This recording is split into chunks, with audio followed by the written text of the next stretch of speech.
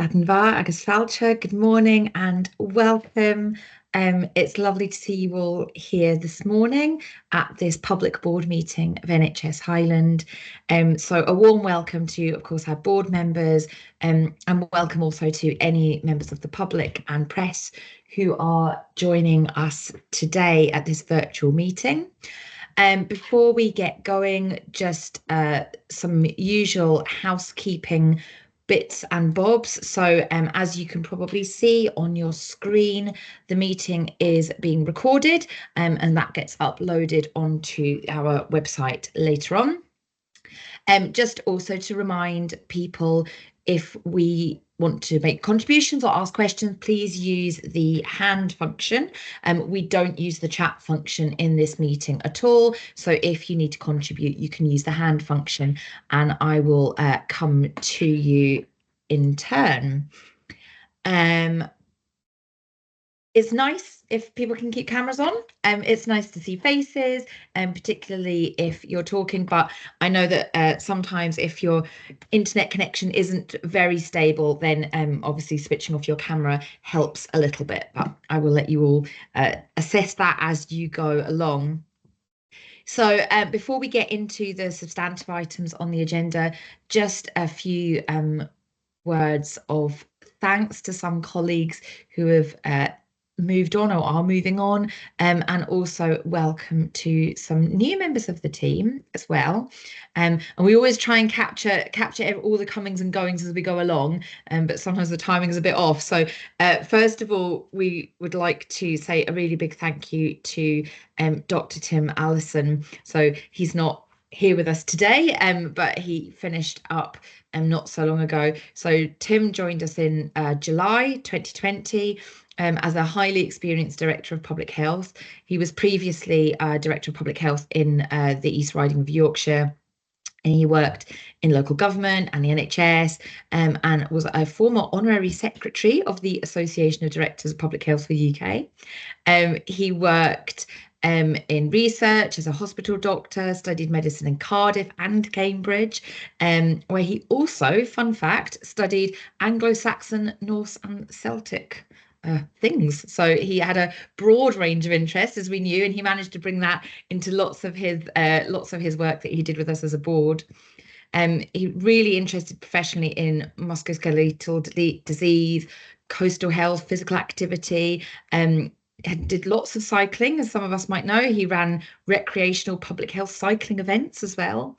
And as we know, and we'll see this later on in the agenda when we look back at his latest annual report, he was a huge advocate for reducing health inequalities, and I would say a real inspiration for us as a board. And again, you'll see as we go through the agenda, there's a bit of a theme around how we're kind of aligning ourselves around population health and tackling health inequalities. And certainly I found Tim's contribution in that field really inspiring and really, really helpful. So yeah, massive advocate for physical activity and all the things that we should be doing in terms of looking after ourselves. And he was also really supportive of the multi-agency Active Highland Strategy Group, the Highland Green Health Partnership. So his contributions went far beyond what we see in the board and what we've seen in papers. He was really working hard across the whole organisation. And of course, a really warm welcome to Jennifer Davis, who will take up the post of Director of Public Health for us. So really looking forward to working with Jennifer, and indeed the paper that we take later on belongs to Jennifer now. And I'd also like to say a big thank you to Katrina Sinclair. So Katrina is our current chair of the Area Clinical Forum, and that term for Katrina is coming to an end. And again, I've really enjoyed working with Katrina. She's helped drive some huge changes in engagement practices between the board and the Area Clinical Forum, or ACF as we call it. And that's been a really important step forward for us. And she's supported various advice of clinicians and professional advisory committees as well. We're in the process of identifying our new chair for the Area Clinical Forum. That's well underway. And once we have information on that, we will be able to share that as well. So I've really, really valued Katrina's support. And Katrina, I know you're not leaving. You're going back to kind of your day job or doing more of your day job. But we wish you all the very best with that. And a couple of welcomes. So I'd really like to welcome Dominic Watson, who is our new head of corporate governance, and Nikki, who's our new head of comms and engagement. They both bring huge experience in both of their respective roles. I've been lucky enough to meet with both of them. Really, really exciting to have fresh perspective and fantastic talent joining the team. I'm sure everybody has either met you or will be meeting you soon, and it's really great to have you join us. Nikki's career in comms spans over 20 years, includes working in London and Scotland for a variety of consultancies, as well as running her own agency. And she's got extensive experience managing strategic marketing and communication initiatives across lots of different sectors, construction, tourism, hospitality, education. And that's part of that was around effective stakeholder engagement, crisis communications, digital strategies. So all of that wealth of experience will be a fantastic addition to NHS Highland. And Dominic began his professional career at Barclays UK before moving into their corporate investment bank, and moved into a role as a shareholder specialist at Cornwall Council, where Dominic led their governance team to tackle and navigate a lot of complicated governance matters. So again, I'm really, really excited to have Dominic join the team and bring his experience. Dominic chairs and leads the development of the higher apprenticeship in governance. Did you know there was such a thing? Which aligns with his commitment to developing the next generation of professionals in this field. So I'm really, really delighted that we can welcome both Nikki and Dominic to the team. I think it's really exciting as we move forward, particularly as you'll see in the agenda, when we are thinking about where we are going next. So moving on to the agenda that we have today, just a bit of a pre-warning. There are a couple of items I might have to jiggle about a little bit. We've obviously have different people coming to speak to different papers. So we should largely follow the flow that you see in front of you on your board agenda, but just there are some that I might need to switch about depending on attendance, but I will keep you updated on that as we go along. Nathan, can I check with you? What do we have by way of apologies? Yeah, thanks, Sarah. So we have apologies from Katrina Sinclair, Heather Bain, Pam Stott, but we've got our Interim Chief Officer, Arlene Johnston, with us today, and Gareth Adkins, he'll be attending after lunch as well. Oh, sorry, and Boyd Peters will need to dip out at about 12:15 for another meeting, but we'll return. Okie dokie, right, that's great, thank you.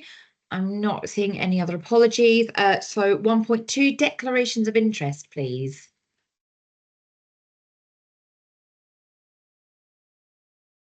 Sorry, at that moment I moved my screen, which has made it all delay. Alistair, I'll bring you in, please. Yes, good morning, everyone. I had considered making a declaration of interest in my capacity as a Highland councillor, but having examined my connection to the items on the agenda and applying the objective test, I feel I don't need to do so. Thank you. That's great. Thank you, Alistair. Okay, I'm not seeing any other hands up, in which case I shall move us on. So we have got item 1.3. These are the minutes of our previous board meeting, which took place on the 27th of May. We've also got the action plan. So we're being asked to approve the minutes. So I'll just pause momentarily in case anybody has spotted anything that we need to amend in terms of accuracy. No, okay, are members content that we can approve those as an accurate record then? Great, I'm seeing thumbs up. Thank you very much. So let's take a little look at the action plan, which I'm just going to pull up on my screen.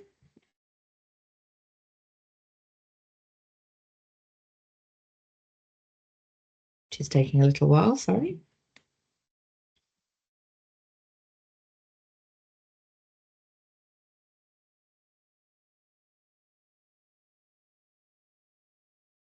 Okay, my action plan has frozen. I don't know, Nathan, can you just quickly run us through a summary of what we have in terms of, have we got any proposed flows? Yeah, just 1 second. I'll get that open. Sorry. You might be having the same problem as me. No, no, I'm okay. I'm in there. So there's no actions to propose to close. So we do have action 33, 35, and 42. So they remain open as they relate to the new population health committee. So once that's up and running properly, we'll look to close them and transfer them over. And the other actions are around risk, which is around a potential board development session within the next 12 months to discuss that in a bit more detail. And the last one there was risk 44 around the Community Empowerment Act. So it was just around more meaningful narrative to capture broader engagement work in future annual reporting as well. So they remain open at the moment. There's none proposed to close. That's great. Thanks, Nathan. And while you were talking, my copy opened up, so that was really helpful. And I wonder if we just need to amend the date on action 33 to reflect the first date of the new committee, just to line those up, and we can add that in the notes just so that it all makes sense. Does anybody have any questions or comments with regards to the action log? No, okay, so we can make that amendment just to tidy up the dates, and we can note that as it stands at the moment.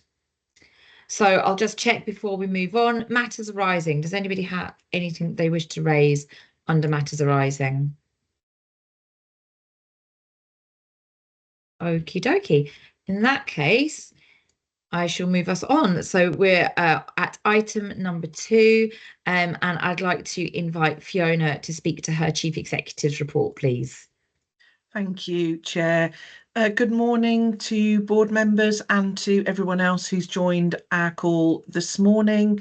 As usual, I've provided a report of the focus of my attention and activity since we last met together in May. So to start my comments, I'd bring your attention to my brief update on the very focused work ongoing in reducing long waiting patients for planned care. Our local teams have been working really well, combining planning, delivery and reporting expertise to work towards this national priority. The performance outputs will be seen in the IPQR coming later in the meeting, but I want to thank our teams for their determined and thorough work to maximise timely care. We know that some of our specialist services are experiencing significant challenges, and I've updated the board before in particular in regard to vascular services. We remain reliant on the support of other boards, for which we are incredibly grateful, alongside our locum colleagues and our own multidisciplinary staff to sustain delivery whilst national planning work continues. I also wanted to update the board on some development around estates issues and planning. So in regard of the Loch Harbour redesign, that process continues and the shape of the programme has been set to ensure that service and building considerations are taken forward in parallel. The service considerations are wider than just that of the hospital itself to try and design the best model for local care delivery. We also achieved a significant milestone on the 14th of June 2025. Well done for those that spotted a typo. It said 2024. It should have said 2025. I leave one in every time to see who can spot it. And that milestone was attending the handover of the New Craigs Hospital PFI to NHS Highland. The hospital has changed and developed since its opening in 2000, as our approach to the care and treatment of mental health and learning disability has changed. Indeed, in recent years, the site is being used for a much wider range of integrated physical health care.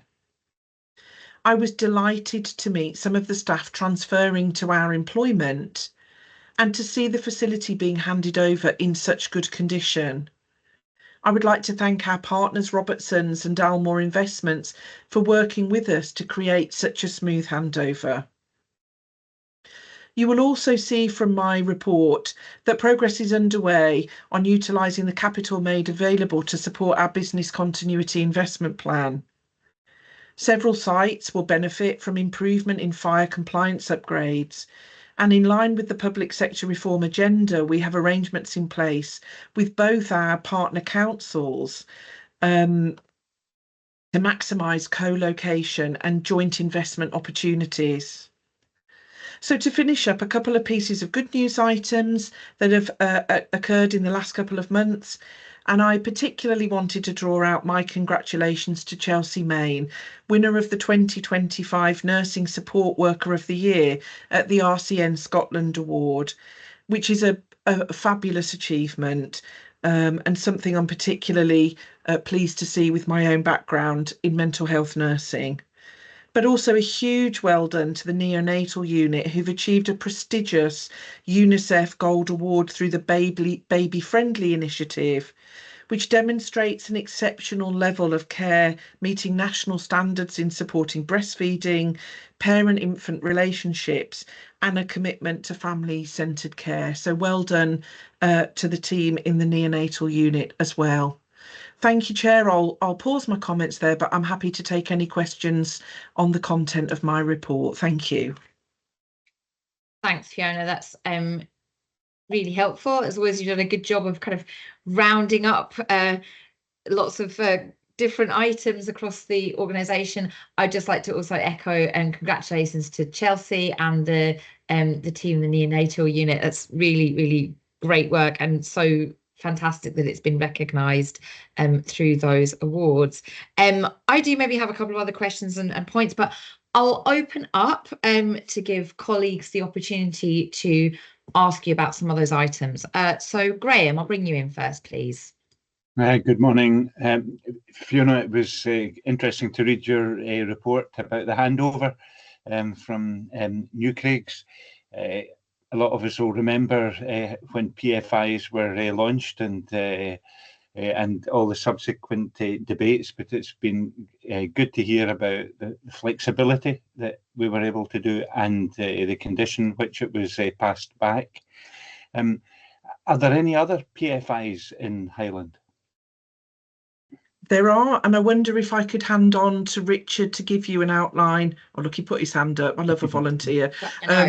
Richard can give you an outline of what we have and also where we are in the process of consideration of handback for those sites. Yeah, thanks, Graham.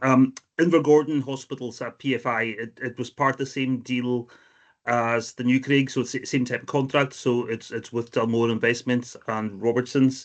And that gets handed back in about 3 years' time, 3.5 years' time.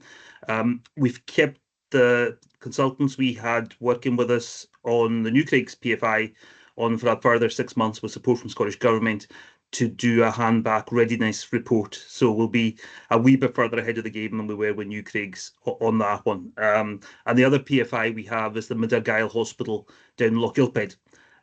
That's quite a distance away. I think that's about 10 or 12 years away from handback, and Scottish Futures Trust are supporting the Scottish Government, so we're actually doing a midway assessment of that hospital just now as well.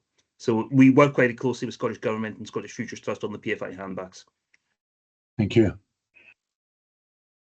Thank you, Richard. And Emily, I'll bring you in, please.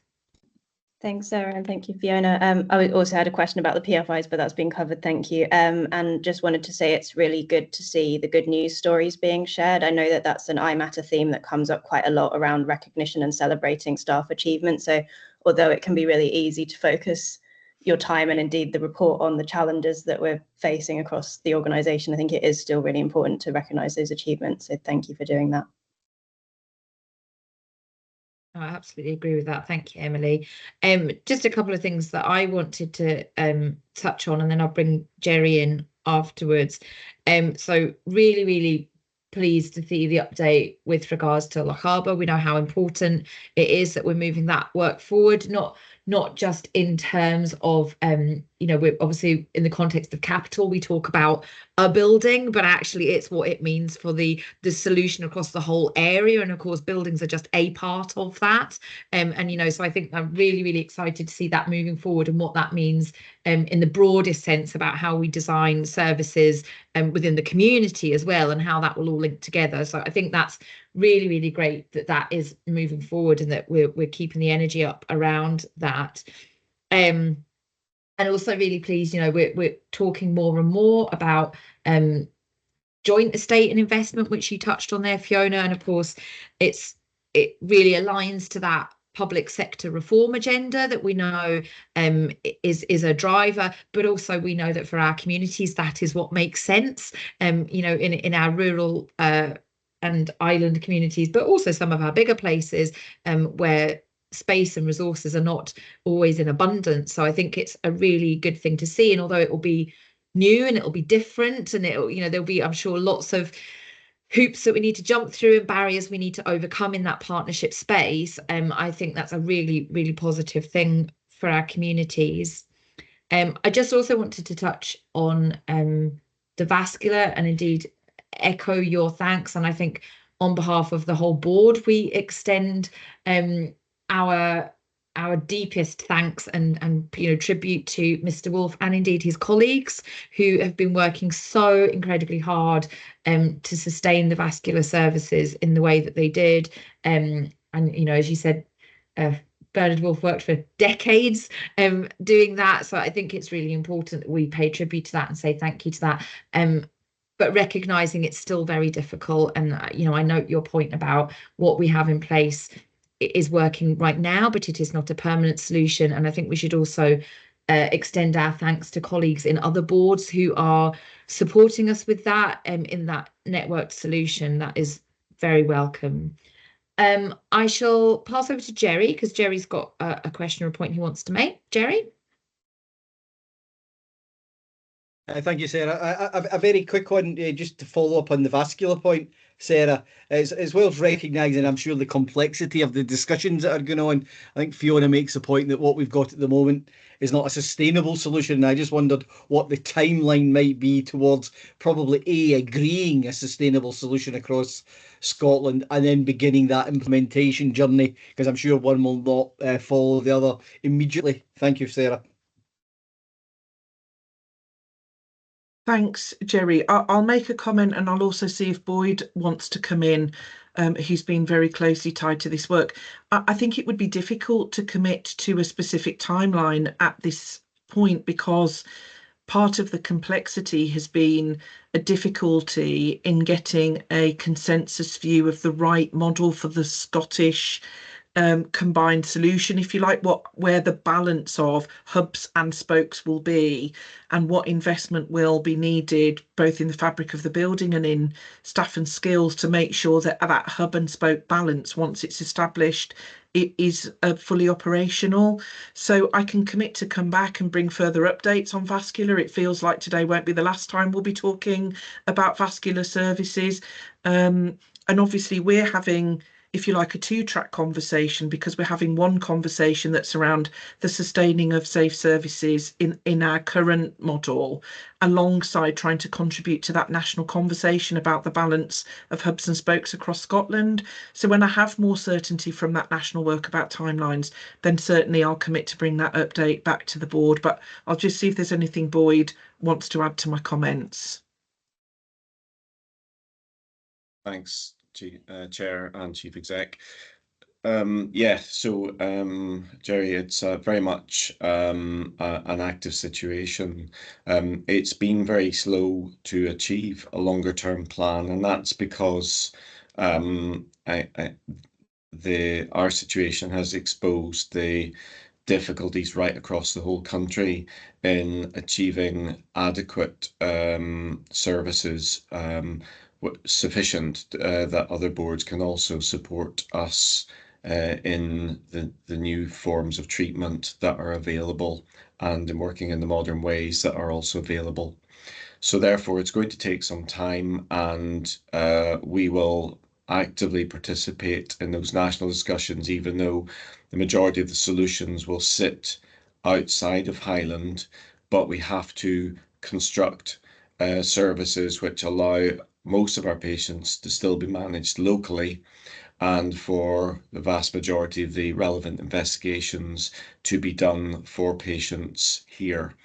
That is how we are setting up currently, but there are some improvements to make, and that in the longer term is what we would seek as we construct with the rest of Scotland something that is more sustainable and gives us the right amount of service, and also access to some of the most complicated and advanced types of treatment, which nowadays are only really available in the biggest units, which of course Highland would never be able to sustain, would never have the population for, and would never be able to recruit the workforce or have the correct facility for.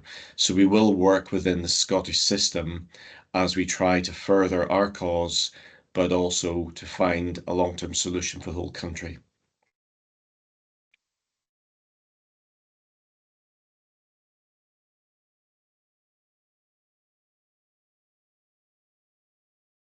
Think, Chair, you're on mute.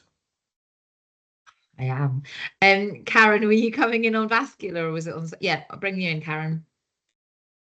Thanks. Sticky mute button for me as well. It was on vascular, but in more general terms, and it's a conversation that I know has been had around the table a few times in various areas, but really that kind of wider thinking around where there are fragile or unsustainable services across our system, but also across the country, and whether there's any national work looking at that kind of more generally. Some of these changes are made for obviously for very good reasons when it comes to changes in clinical service redesign, or governance, the governance of the delivery of services, new technology, or whatever it happens to be. It's not always about people, although often it is. And I'm just interested in that kind of where we can be more proactive in the planning for where there may be changes required in the future, and to have that visibility of that kind of what I'm thinking, and not specifically clinical services, generally our health and social care services as well, where there are specialist services in social care that also will require perhaps a different approach. I don't know. Do you want Fiona Boyd can probably pick up the clinical bit, and then you can maybe do a wraparound comment. Boyd? Yeah, it's worth, thanks Karen for the point made, and it's worth noting that there has been national sustainability work that's been going on for at least a year now with respect to certain services where there are sustainability issues right across the country, and where of course Highland is affected. So that work will continue. It's necessary, and it is always there. It's probably worth noting for the board, they'll see in the risk paper that's coming up later that the Clinical Governance Committee, with Karen as chair, has added sustainability as a risk, because we have to constantly mitigate and work to put in controls to manage the risk that because it's hard to sustain certain services in this board, and of course it's hard to sustain across other boards as well. So we have referenced that in our Clinical Governance Committee because it remains an active piece of work which will always be relevant. Sustainability is a key part of maintaining services in any board, and most particularly for this board. Thanks, Boyd. And I don't know, Fiona, did you want to add to that? Yeah, probably would just add a couple of things. So within the last few months, Karen, at a national level, we know that there's been a change in the national planning guidance to encourage collaborative working. And indeed, you'll recall that we brought a paper that went through all boards, through our own board, in regard of that collaboration and how we can interpret the legislative responsibilities we have through the NHS Act to work in maybe a different way across board boundaries than the way that we've traditionally imagined our responsibilities. There's also obviously been now a policy change with the publication of the Population Health Framework and the Service Renewal Framework. So I think we've got the planning guidance, we've got the policy documents, What I don't think we have yet is a consistent model of implementation, which of course will be required because it's not something we can do in isolation by the nature of it being a collaborative activity. So I think that's the work that's in progress. I think the very focus work that I was describing in regard of planned care has maybe pushed some of the ideas about how we can innovate. And there has been an uptick or a renewal of our regional conversation within the North, with boards trying to take some agency and control of working out how to do this and what that might mean in maybe a smaller grouping than trying to do it in a big bang right across Scotland. So I think we're in a time of people innovating and experimenting in how we get that done. I think the drivers are there, the policy documents are there, and the planning guidance is there. And it's now on all of us to try and work through how we turn that into realistic implementation, where we, in essence, push very specialist services into maybe a smaller number of centres, but also push down our place-based care as close to home and communities as possible. So that's also quite a challenge, is trying to do those two things simultaneously. Thanks, Fiona. Alex, you've been waiting patiently. I'll bring you in, please. Thanks, Chair. Good morning, folks. It's just a follow-up on the answer that Richard gave Graham about PFI. The one that's got the long time, I think it was 10 or 11 years, he said, the hospital in Argyll.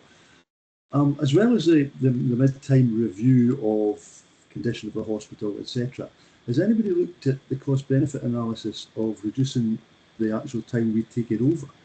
Is there a financial benefit of saying in 5 years' time or in 6 years' time saying we'll pay it off and we'll take it?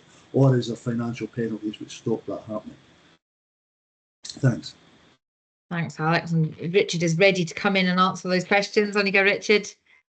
Yeah, that's part of the review, Alex, to look at that and see what penalties are there and see if the project company, the funders, still want to apply those penalties. When we looked at New Craigs, I think with 5 years to go, there was nobody really keen to move either way.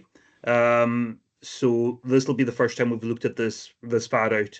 So what we'll do is we'll come back to FRP with an update on that. So we're getting the support, as I say, from Scottish Futures Trust and Scottish Government to do that.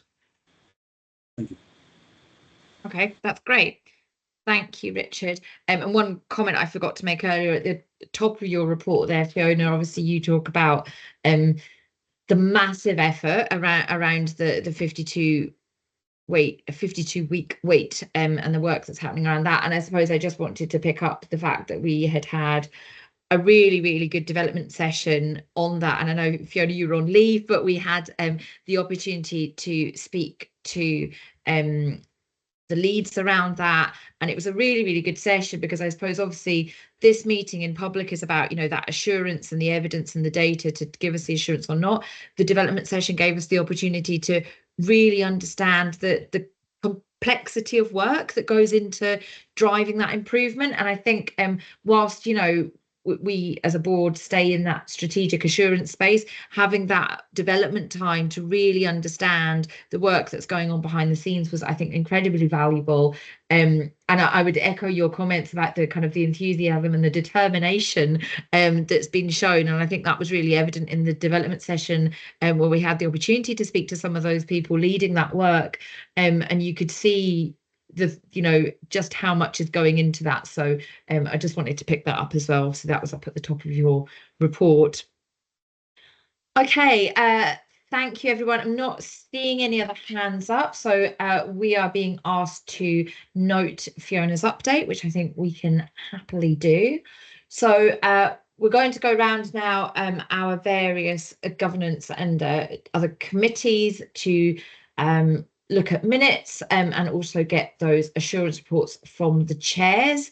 So we'll whiz round and do that. So first up, we've got the audit committee. So Emily can speak to this one. We've obviously got the minutes of the 13th of May and the 19th of June, and the draft minutes of the meeting of the 24th of June. So in case you hadn't picked up, audit was busy. But Emily, I'll hand over to you for any key highlights. Thank you. Thanks, Sarah. Obviously, everybody's seen the minutes. I think most of you were present on the 24th of June, so I won't go into any huge detail. We didn't have any new internal audits reporting in May, but we had an update on children's services, which I believe remains on track to report in September. I think the main takeaway was just relief on all sides that the fieldwork had started. Obviously, there is still possibility of delay, but at least we have got underway with that. So I think most of you know more than me how long that's taken and how much work that's taken to get to this point. So thank you, everybody involved in that. In terms of actions, the number and materiality of cybersecurity internal audit actions had been previously raised as a concern, but we had an update from Ian Ross at that meeting, and it was reassuring to hear that everything seemed to be on track. So we, in the meeting, and I'll echo that just now, sent our thanks to everybody that's been involved in closing those off. I think that was one of the factors in internal audits end of year opinion. So it was really good to make progress with that prior to that report being issued. There was a concern raised in May about the lack of updates, evidence of progress on the closure of complex care and adult social care internal audit actions. And there was a few that had gone overdue in 2024 and there hadn't been any updates received. So on the 19th of June meeting, we invited representatives from those areas to give an update, which was very much appreciated. And we are hopeful that they'll follow up with internal audit just to make sure those remain within governance. We then obviously reviewed the annual report and we reviewed all of the contributions from the various subcommittees and provided our own annual report to feed into the board's end of year activities. And I'd just like to say thank you again to those non-execs that stepped up when we were short of people, because I don't think any of those 3 meetings would have been able to go for their full length without non-members stepping in. So very much appreciative of that. I think that's all, but happy to take any questions. That's great. Thank you, Emily. And of course, you know, a really, really busy time for audit, and a big thank you to yourself and the others who worked to get that all done and dusted in the timely fashion that it was.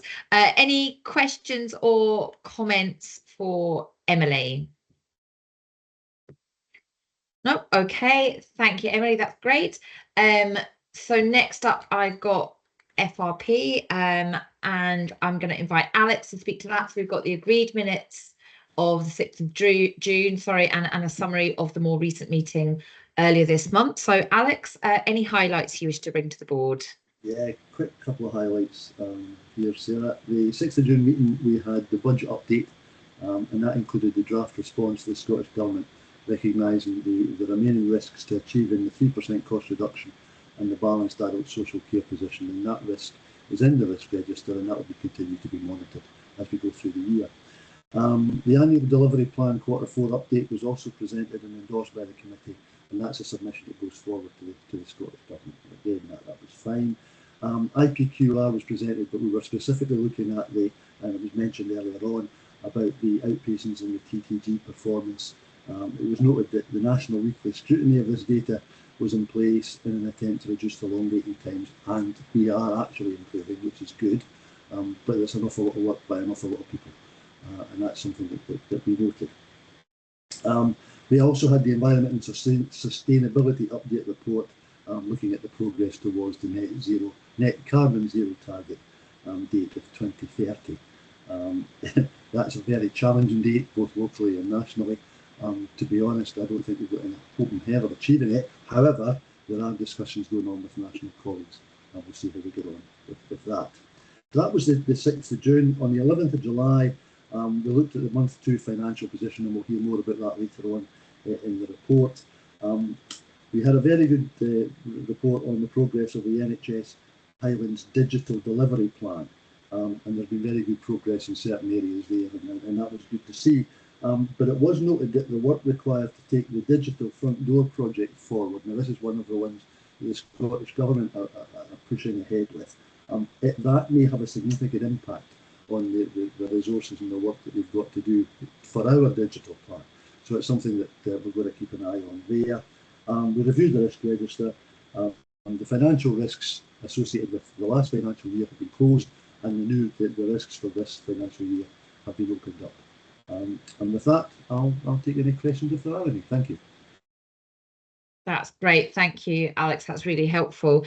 Any questions or comments for Alex on that one? No, okay, that's great. Thank you.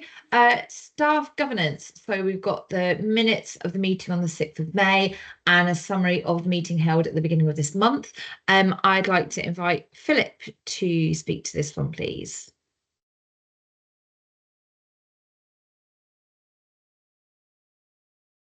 Hello?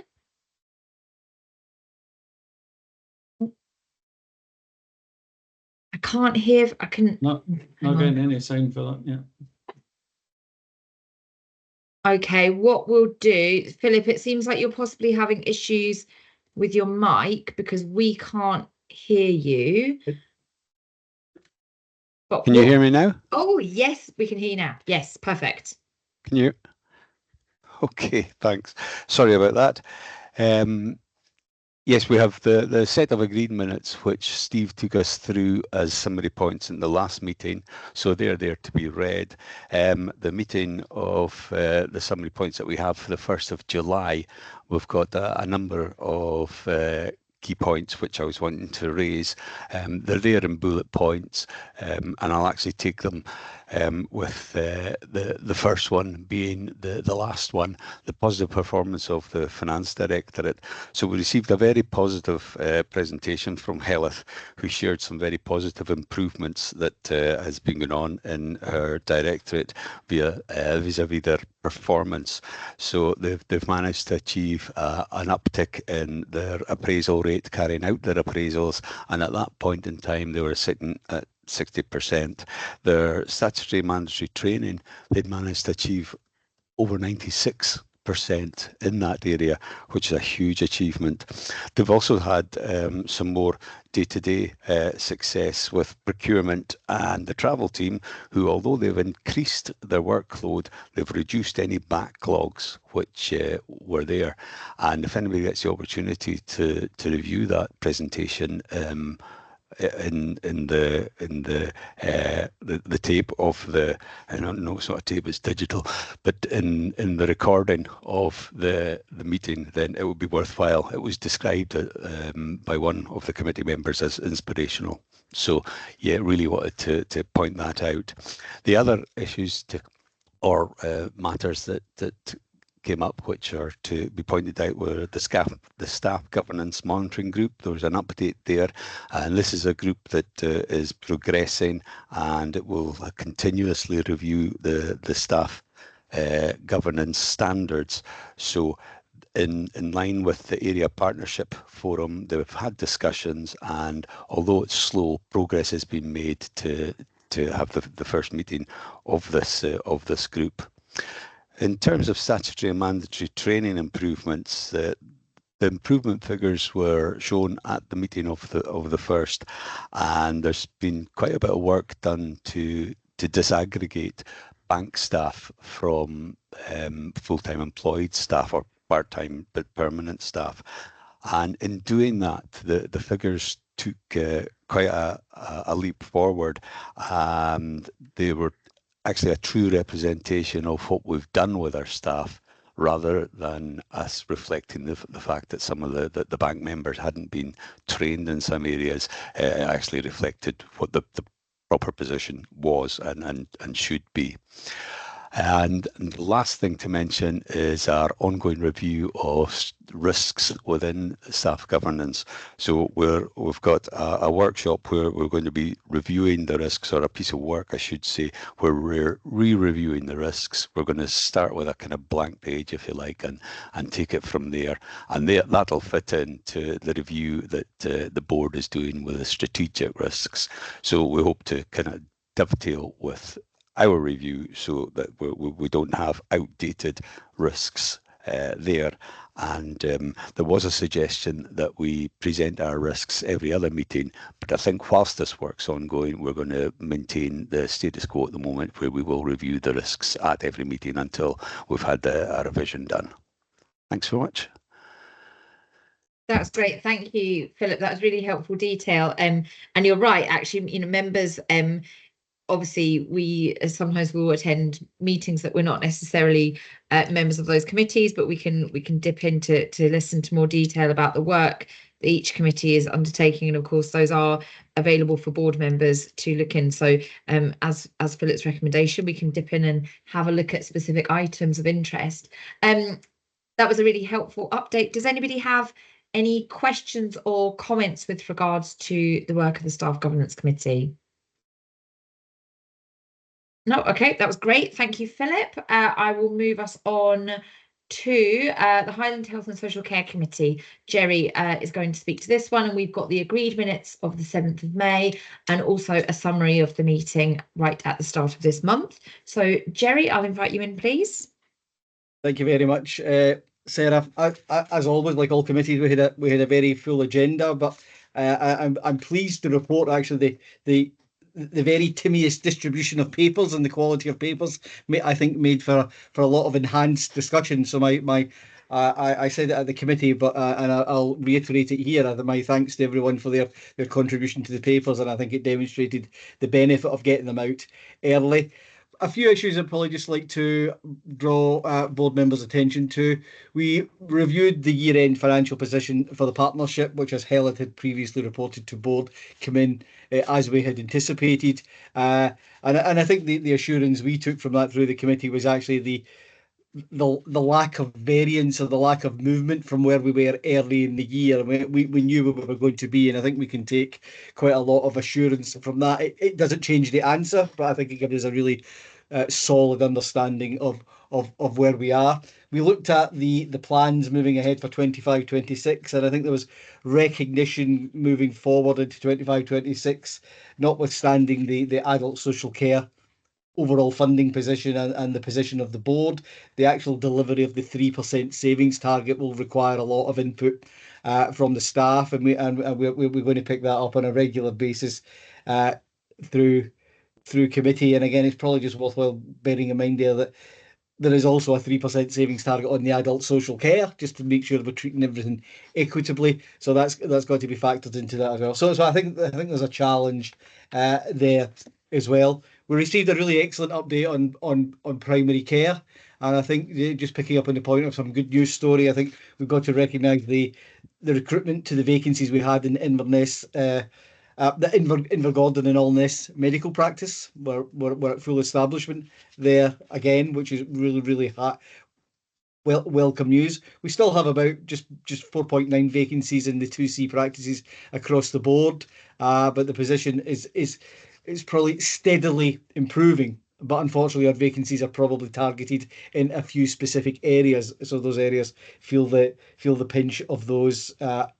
There. We also received an update on where we were on the Sir Lewis Ritchie report, and I know we're going to have a fuller development session on that at the board in August, but I think we received a good update in terms of where we are now and how we're moving forward on implementing the recommendations. And I think recognising after a sticky start, we're now in a much better place, and we're moving that forward.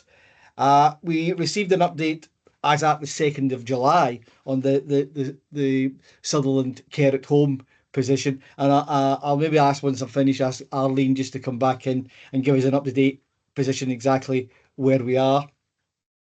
And I think the final one I would just like to continue to raise with the board is we at our May meeting, we had the Director of Dental Services with us, and the overall challenging position in dental was reiterated again in the primary care update we had. Although we're making use of the SDAI grants where we can and where opportunities present itself, I think we've got to continue to monitor very closely the position on general dental services, which is not unknown to board members, but I think it continues to be a challenge to us. So I'll end there, Sarah, and I'll maybe just ask, with your agreement, Arlene gives us a fuller update on where we are in the Sutherland Care at Home position, almost as of today. Thank you. That's great. Thank you, Jerry, and really pleased to hear about the papers, you know, the quality and the timeliness of them, and how that's supported the work of the committee. That's really helpful. Yes, happy, Arlene, obviously we're putting on the spot a little bit. Happy if Arlene wants to give us a high level update on where we are with that just today, and obviously we can bring back more fulsome update in due course. But Arlene, was there something you wanted to add at this point? Yes, so I think it's just to let people know that we have made significant progress in response to the improvement notice. However, the Care Inspectorate have asked for an extended deadline, which has now been dated for the 28th of September, to both recognising the improvements made, but also to allow us further time to consolidate the changes that are required. 2 of the improvement notices and requirements have been met. The one in relation to safe and compassionate care and staffing levels, and the 2 remaining, medication management and governance, are both outstanding but progressing well. We have got an additional layers of governance in place to ensure that we can meet the demands set on us by the improvement notice. The one significant achievement in the last 3 weeks is that the registered manager post has now been filled, and so we'll be looking forward to that person coming along to further consolidate the staffing and management levels. Okay, that's really good to hear. Thank you, Arlene, for that update. That's really helpful. Okay, any other questions or comments for Jerry? No. Okay. I'll move us on then to clinical governance. So I'll invite Karen to speak to this item, and of course we've got our minutes from the 1st of May, they're agreed minutes, and then we've got a summary of the meeting that took place on the 3rd of July. So Karen, I'll bring you in, please. Thank you, Sarah. I think I'll start by again echoing comments made by others on the call earlier, particularly Fiona's, around the complexity that colleagues across some of our specialist services, particularly the pressure that they're working in. I think that's a sort of general theme across the reports that we've had for the last couple of clinical governance committees, and in particular the pressure in the NDAS services, which we know is a national challenge outside of it's a 4-nation problem, isn't it? So we had an update from colleagues on the continuing challenging position and the work that's underway within the services, but also with executive colleagues and trying to find solutions for that service, but also recognising that it's a challenged position across the country.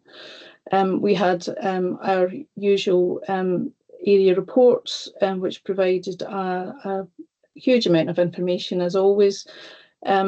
One area that was highlighted though was in relation to pathways for people with diabetes, and where that had perhaps there may be some work needing to be done on those pathways and contracting. So there was some work going on to make sure that people were receiving the care in the right place, and that changes in contracts in some areas hadn't interrupted the pathways that we have in place.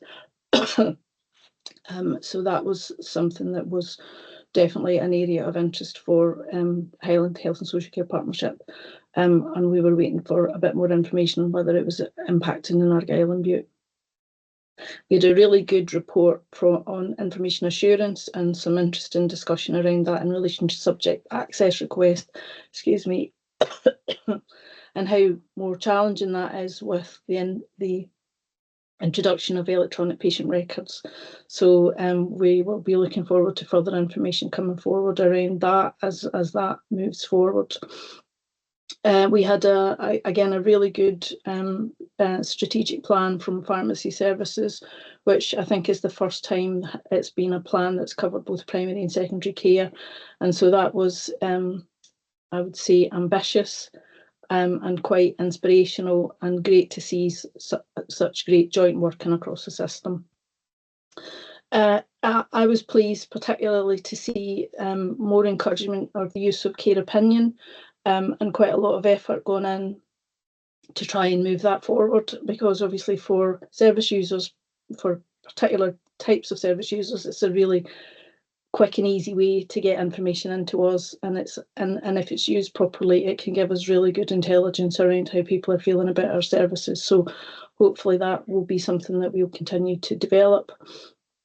And I also wanted to highlight the amount of work that's going on to improve our complaints response and performance, and the amount of staff training that's available, and again hoping that we encourage as many staff to be able to access that training, because obviously the the better we are at responding to complaints, the better we are at ensuring that we are dealing with the complaints of people in an appropriate and timely way. I will leave it there. As usual, it was an interesting agenda with a lot of information in there. Hopefully that gives you a bit of a highlight. Thank you. Thank you, Karen. Sorry, I had a sticky mute button again there. Thank you, Karen. That's really, really helpful and great to hear of some of that positive stuff. That's really, really helpful.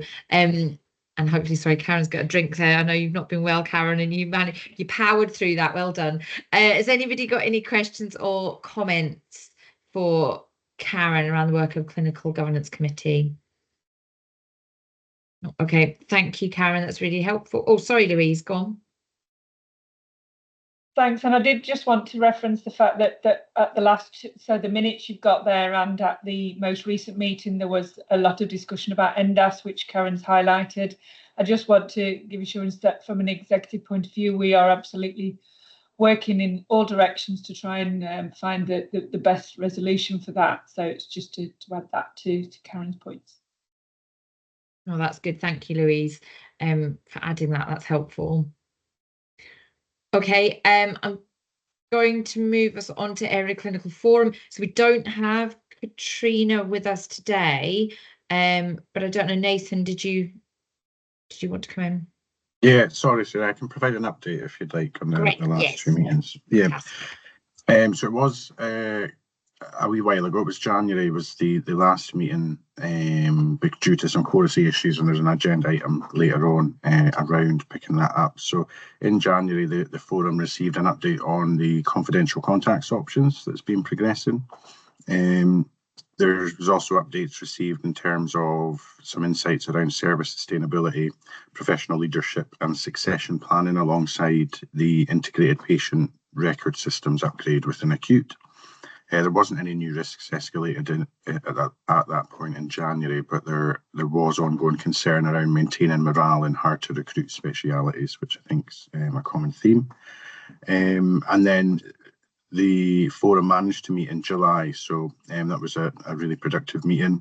So there was some discussion around the new Area Clinical Forum chair process that you'd obviously mentioned at the start of today's meeting, and then some more discussions around the constitution and the membership update. So there's quite a few vacancies on Area Clinical Forum at the moment, so we're looking to make sure that those are filled up as quickly as possible, but in kind of line with the new chair being announced too.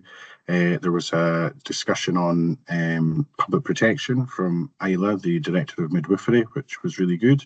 And there were some discussions around job train and some recruitment challenges that were being faced that Linda, our Associate HP Director, had raised. So Gareth is on the case and is planning to attend the next meeting to provide an update around that in that space too. I'll leave it there unless there's any questions. No, that's great. Thank you, Nathan. That's really, really helpful. And thank you for stepping in there for Katrina. And just to pick up the point there about the work around membership of the ACF and strengthening it at this, and also the process around getting a new chair, really, really supportive of that. I know that for us as a board, that input from Area Clinical Forum is really, really valuable. So I'm glad to hear that there's work going there to make sure that that's supported. And obviously looking forward to working with whoever the new chair is when they're in post, and with the forum more broadly.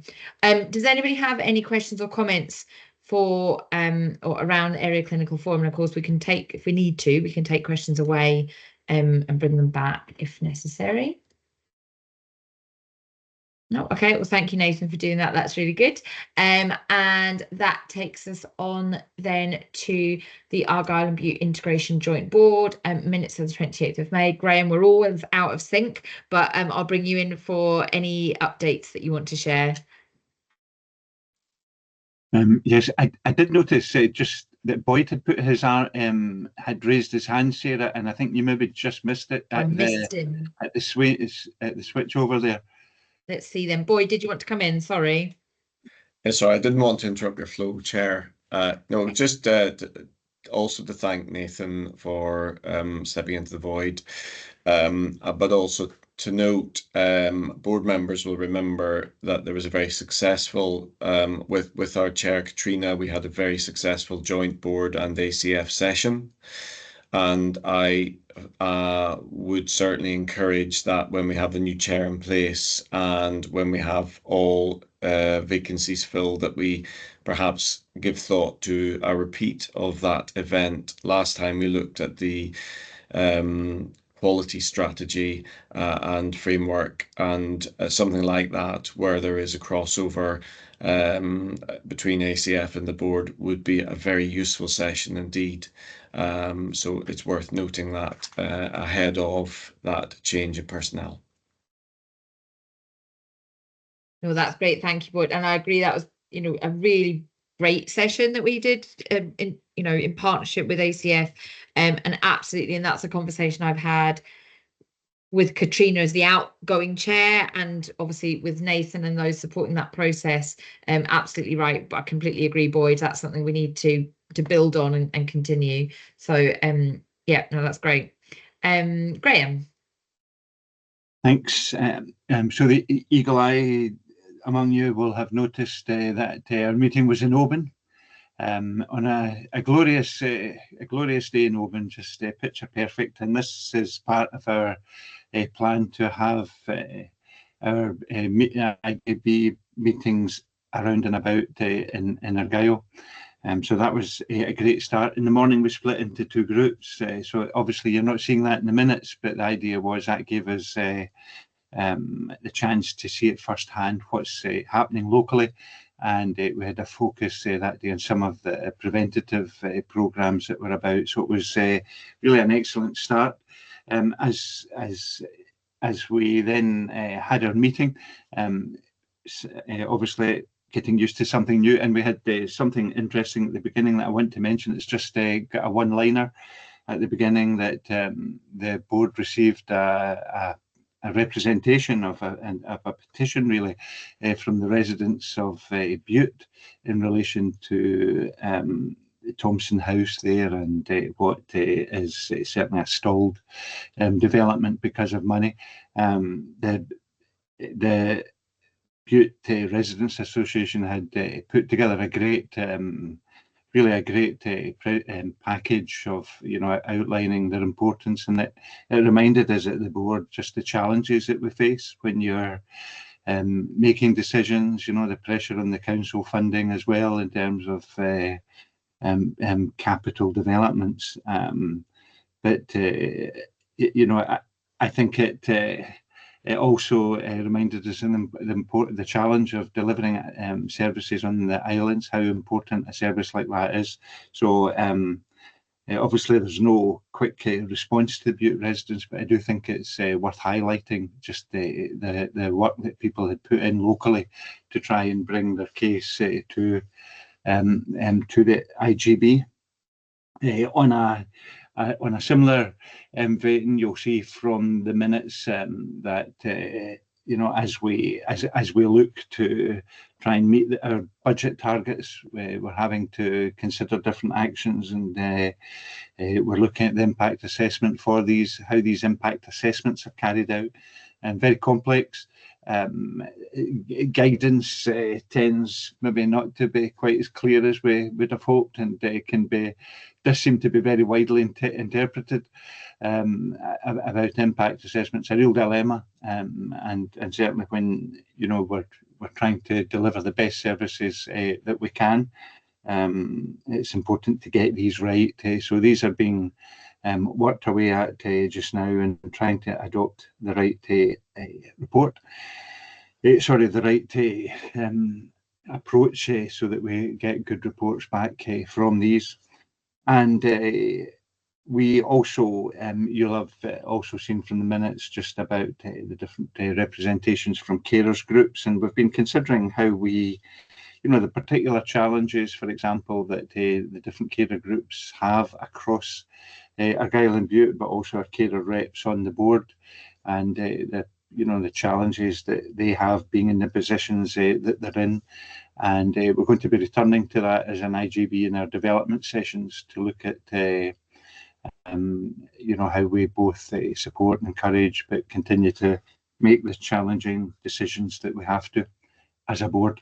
So that's us, and my next report I think is going to be from Cowell. So I should start sending. We should start calling my report, a postcard from.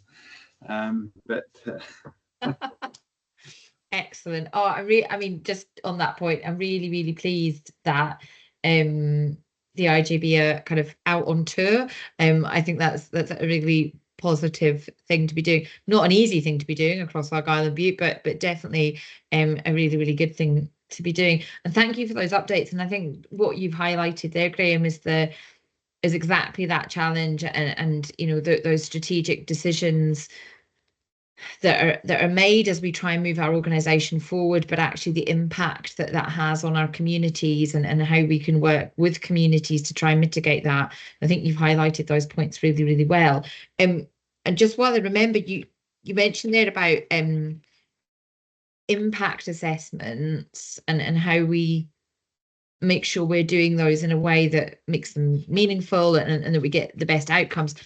I'm possibly doing sort of a 2 and 2 equals 5 situation here, but I know there's under, I think it's possibly under item 7 on the agenda today, there's a bit about how we, as NHS Highland, how we look at how we're doing equality impact assessments.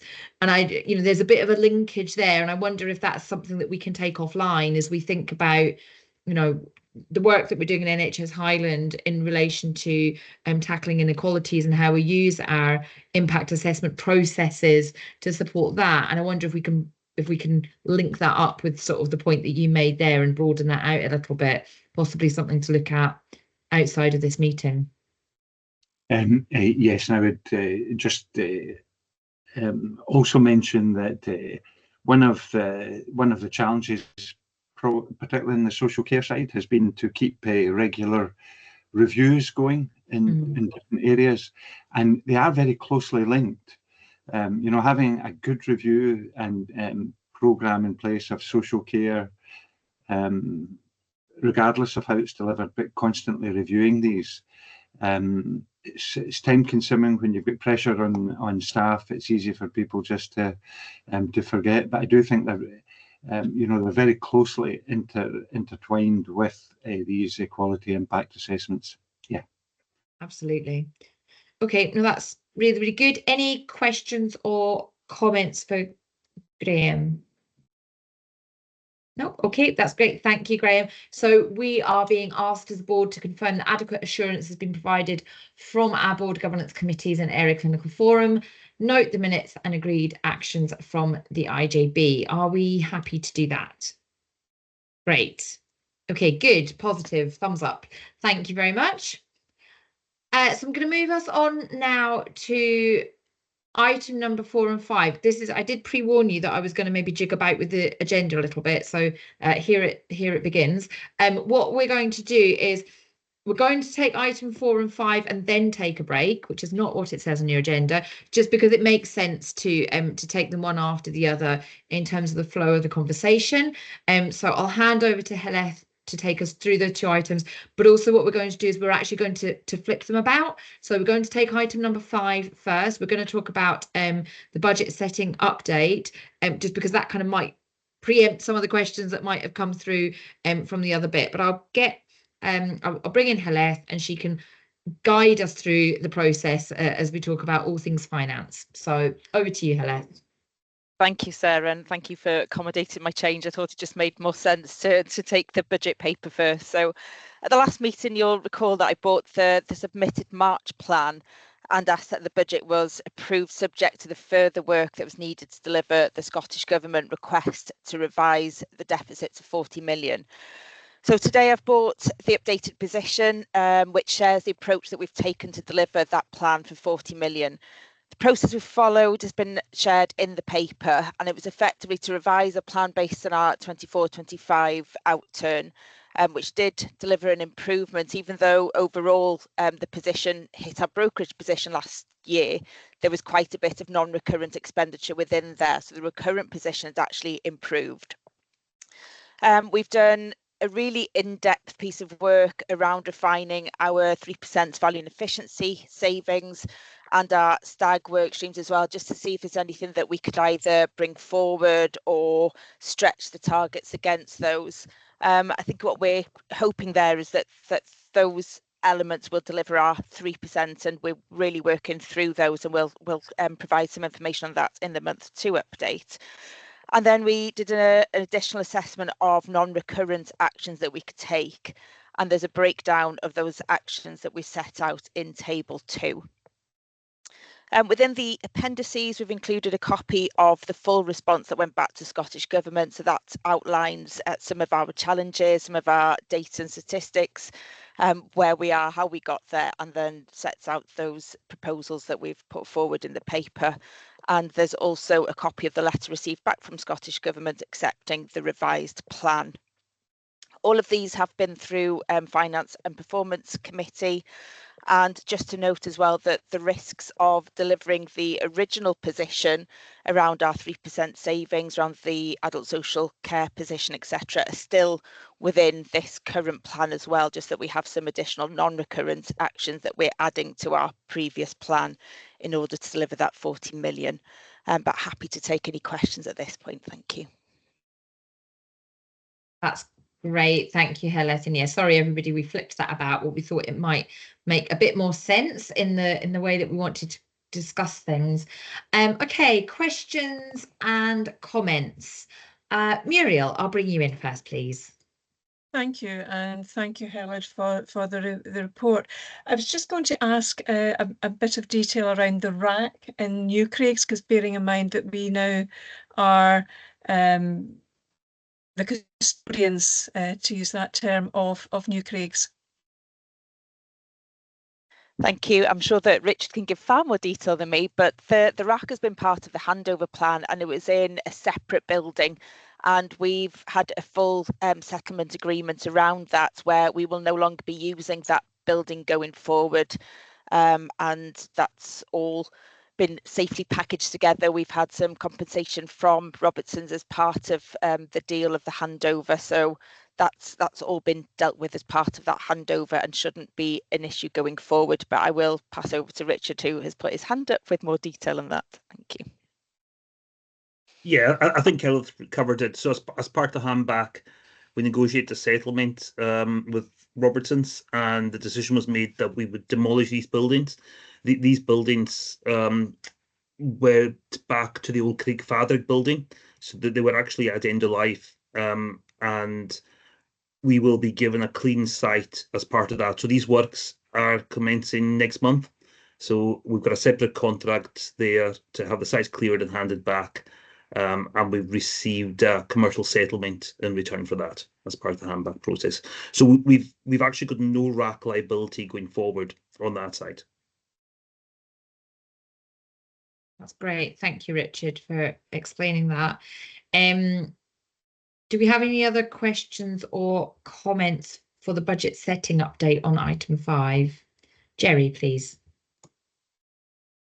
Thank you, Sarah. I think it's more as of an observation, and I know we had this discussion at the Finance Committee, but I think it's worthwhile board members being aware, and I'm sure Helen will expand on it, is Helen has already, or Helen and the team have already now in getting to the 40 million, brought in lots of the stuff that we would normally save until the year end to deliver a balanced position. And I think that's well worth noting that we're actually in getting to 40, we've already used up lots of that hidden flexibility that we potentially might usually have had at the year end. I'm quite sure it's not fully exhausted, but it's now probably not as abundant as it may well have been. And I totally support the move to get, because we had to get to the position that Scottish Government require. I think and go back to my update on the Health and Social Care Committee, I think what it's placing so much more on operational delivery of savings targets of actually delivering against budgets this year, that we've already anticipated lots of our year-end flexibility in the opening position. Thank you, Sarah. Thanks, Jerry. Actually, and that was a point that I was going to ask, although had it phrased in a slightly different way. But yeah, about the kind of the and I suppose where I had picked it up was about the the actions that are delivering a reduced outcome on a non-recurrent basis. And I recognise there was a statement there about not kind of impacting additional risk. But yeah, my question was about kind of rolling that risk forward, I guess, in the way that Jerry's probably articulated much better than I could. I don't know, Helen, if there's anything you want to add to that. Yeah, so as Jerry has quite rightly said, usually we get to mid-yearish, maybe before then, when our position starts moving adrift and we're not delivering our full savings plan. So we do tend to then bring in our recovery plan and start looking at those other areas, whereas we've had to identify those early doors. And we've made assumptions around some of those. We've made assumptions around some of the allocations that we'll get and whether there's any slippage in those. And actually, as Scottish Government are now giving us our allocations, many of those are coming through in 2 phases. So we're getting 3/4 of the allocation up front, and then they're seeing how much we've spent of it. So all of that flexibility that we've had to play with previously, Scottish Government are kind of changing the parameters of how they work a little bit, so that they're holding the flexibility rather than us. So that makes that balance of being able to balance our risks and mitigations a lot trickier. A lot of our mitigating actions are being taken away from us or are being identified early. So you'll see within the month 2 position paper as well, we're seeing some of that already, where we've seen a change in an allocation from Scottish Government from the planned value that they gave us, and for us that's around £500,000 impact. So we'll have to manage that throughout the financial year, and we might not be able to, and as the year goes on we might start changing our position. At this point in time, I think that the 40 million is deliverable, but that's, as we say, that's at the point of reporting kind of month 2, month 3. We've just passed Q1, so there's nothing happened as yet that would take us off plan, but things change during the year. So all best plans and all of that, and we're having that regular conversation with Scottish Government. They know that this is our best endeavour, and this is where we will try to get to, and that things can happen, but they're just asking that we do everything we can to mitigate that and deliver our 3%. So absolutely the focus is on the 3% and delivering that this financial year, which again you'll see month 2 is still a challenge. Thanks, Celeste, and thanks, Jerry, for articulating that question. I think it is an important aspect of this that is helpful for us to be focused on. And I think particularly for board members who don't have a financial background, I think actually it's helpful to explain that, and for us as a board to be aware of how we're striking that balance between accurate and transparent planning and reporting, but actually the risks that Jerry has explained about how as we move through the year, how that translates. So I think that is a really helpful thing to keep revisiting as we go through. And again, I'm talking for myself here, but it's great when things are laid out in an accessible way, so that our communities as well can understand the balance between what our financial plans are versus what we're actually delivering and what that means in reality. So I think that's a helpful conversation. Any other questions or comments on item number 5? I'm not seeing any hands up, so I'm just going to quickly, just to keep our governance right here. So we are being offered a proposed level of assurance of moderate. For this particular paper, we were being asked to examine and consider the content of the report in taking that assurance level. Are people happy with moderate assurance as it stands at the moment? Okay, thank you. And then we'll go backwards a little bit to item number 4, and Heleth will kind of bring us up to the here and now with the month 2 position. So over to you, Heleth. Thank you, Sarah. So, as I said, the month 2 position is the first of our financial reports for 25-26. So it is quite early in the financial year and gives that early indication of how we're progressing against the aforementioned plan. So at the end of month 2, we're reporting an overspend of 12.729 million.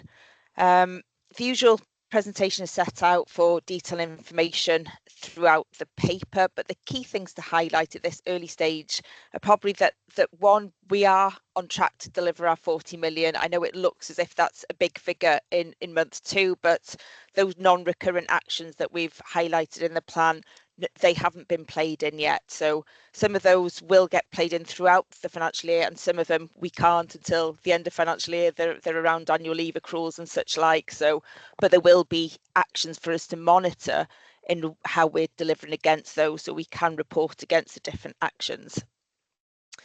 As I said in the budget update, we are assuming a break even for adult social care and delivery of the 3% savings. The risks that have been set out are not significantly different from those that we were reporting in the last financial year, 24-25.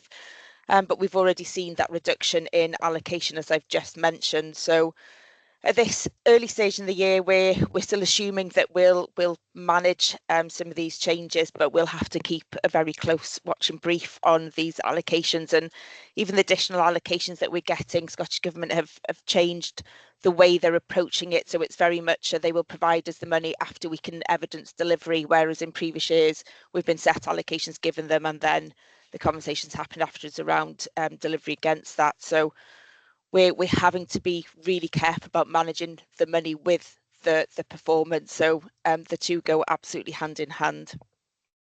Around the specific service areas, the partnership, the high spend areas are very similar. The drivers are very similar from last year again. So we've got the high cost spend in drugs, supplementary staffing, locum costs, and out of area placements.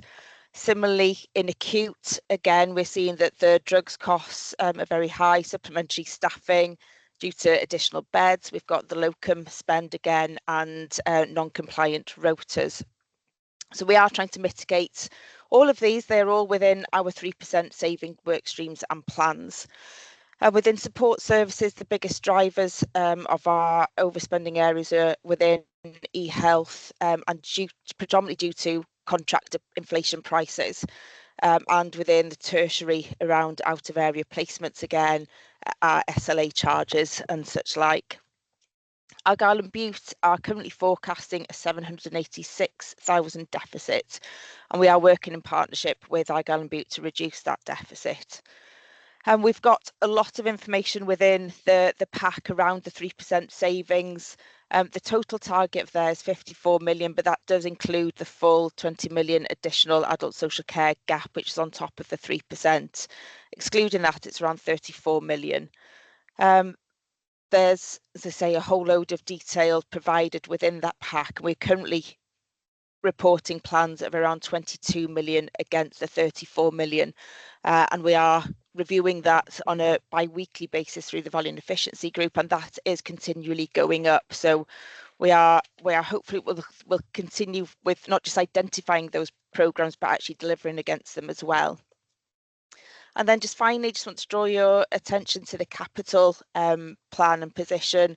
That just sets out our planned spend against the core formula allocation of 7.3 million, and then shows all the additional project-specific funding that we've had confirmed to date. We are trying to continually refine our reporting, so if there's anything else that you would like to see included in future board reports, given that things are changing and the focus does tend to change depending on Scottish Government requirements or ours. So if there is anything that you'd like us to add to the pack, please let us know. But otherwise, happy to take any questions on the information provided. That's great. Thank you, Heleth. And just to pick up that last point about reporting, I mean, obviously everybody will have different styles and things that they find helpful. I think what was helpful for me was the page, and I've lost the page number now, but we've got sort of a set of bar graphs looking at acute, health and social care partnership support services, where we can see the value and efficiency target versus the 100% plan versus the risk adjusted plan. And, I think that will be a helpful thing to monitor as the year goes through. And in terms of, obviously, we never know what the year end position is until we get to the year end, but as we move through the year and we can see the graphs shifting, and that can give us a certain degree of confidence when we're trying to take assurance from it. So I found that graph really helpful, and that's something I look forward to kind of watching as we go forward. And others might have their own personal favourites, but I don't know. I'm going to open up for questions, comments around the month 2 position, or more broadly, if anybody wants to ask anything. And I don't know, obviously this has been looked at in more detail at FRP. I just don't know, Alex, if there's anything you want to add from an FRP perspective.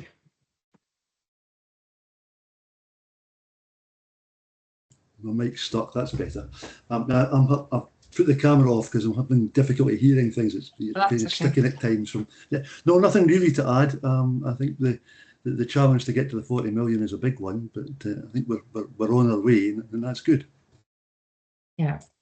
Okay, no, that's good. And I think also really good to hear, I know I'm crossing the 2 items here now, Heleth, but I think just in terms of some of the anxieties that we had previously around that target being really ambitious, but I think what you've described in terms of the conversations that are being had with Scottish Government about the risks around delivery of that, and how we're presenting it and how those risks might be interpreted, I think it's good to hear that conversation is been very transparent and is very live, and that we can keep that dialogue going as things progress. I think that's going to be really critical.